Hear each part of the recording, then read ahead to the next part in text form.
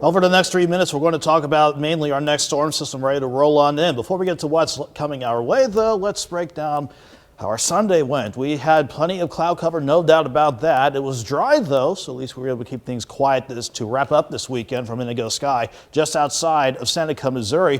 But again, it was a cloud cover that really kept temperatures from warming up so much today. Near 40 to mid 40s across the area this morning. At least some of us made a run toward 50, especially around Grand Lake, where everybody else had to make do with middle to upper 40s. And the last check of temperatures we had for you, it's certainly gotten cold for sure. Some upper 30s already popping up in southeast Kansas, and while the rest of the area is trying to hold on to temperatures in the lower 40s, we're going to turn even colder for tomorrow, leading into our winter weather advisory. In the blue until 9 o'clock Tuesday morning. But for now, or at the very least, to start the overnight out, we're not seeing anything underneath mostly cloudy skies on top of us. But once we get past 3 or 4 in the morning, the rain chances and the wintry mix will start to roll on in as temperatures fall into the upper 30s by sunrise, and mainly hold steady in the mid-30s throughout the course of the day tomorrow. So where is the storm system in question? It's not on top of us just yet, but we see the snow stretching across Iowa and even in the parts of Nebraska, northwest Kansas, and into the Rockies. This is the surface look of the storm system. The cold front itself passing well to our south and west for the time being, but high pressure coming in behind it, so definitely bringing in the colder air.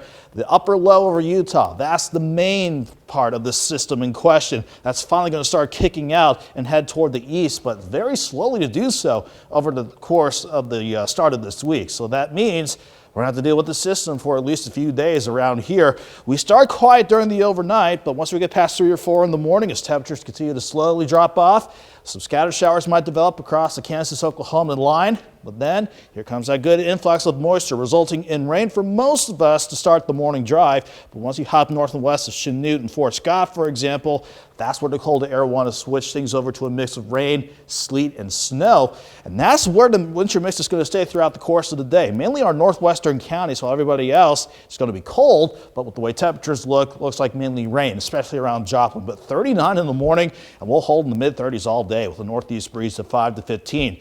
Maybe a little bit of a lull in the action, but we'll hold on to some scattered showers, maybe a couple of freezing showers by the time we head toward Tuesday morning. But another good influx of a wintry mix, either rain or freezing rain to start Tuesday out. And then as temperatures warm throughout the course of the day, we are going to see this switch over to mainly rain.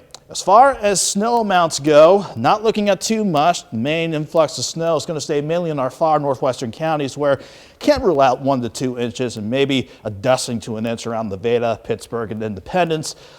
Ice, not seeing any big amounts with those, thankfully, but can't rule out this resulting in some slick spots, but mainly elevated accumulation staying under 1/4 of an inch. But this is what I wanted to show you. Rain that will continue all the way through Thursday before the system clears out.